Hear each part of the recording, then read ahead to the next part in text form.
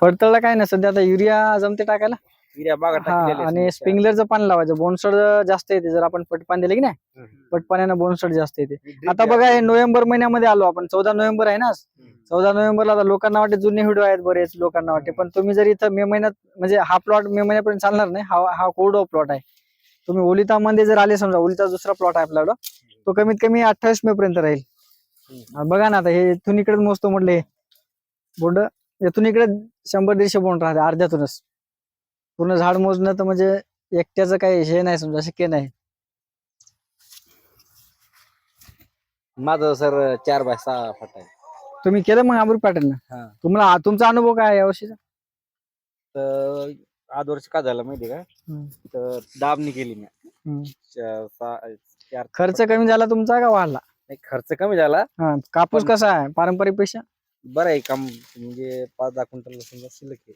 म्हणजे जास्त उत्पन्न 10 क्विंटल जास्त येईल पारंपरिक पेक्षा. तुम्ही तरी दाबणी केली नाही, झाड नाही काढले? नाही, आज वर्षी केली मी दाबणी, पण काय झालं ते ओझ्यामुळे काय झालं, सगळं झाड म्हणजे हव्याने जास्त वाकले, ते मोडून पडला. बाहेरने जर केली तर डबल उत्पादन वाढते. आता हा प्लॉट कमीत कमी 8-9-10 फुटापर्यंत कमीत कमी जाऊ शकते ना. तर याला अर्ध्यातून जर आता येथून इकडे जर बोंड मोजले भर, एवढं बोंड टिकत नाहीत ना, हे मोडून पडते ना. हा एवढं ओझ म्हणलं किती झाले? 150 झाले बा. 54-55 वरे जाऊ द्या, 150 पर्यंत आपण 100च पकडू. 150 सोडून द्या आता. 100 तुम्ही 150 ऍक्च्युली मोजले याला. हे साईड सोडून दिली इकडली, ही साईड राहिली पूर्ण, पलीकडली राहिली. हे साईड घेतली, 150 झाली. तर हे तुम्ही जे आपण म्हणतो ना 300 बोंड लागायचं, हे खोटं आहे काय? ते मोटरसायकल आल्या ना पाहता, त्याच्यामुळे कसं आहे, एवढं लांबून जेव्हा येतो की नाही आपण तेव्हा ते महत्वाचं आहे.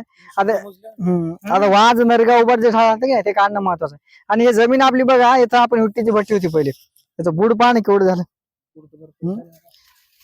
एकदम खडक आणि त्याच्यावर नाही जमणार का प्लॉट, ज्याच्यापेक्षा चांगलं आहे ते.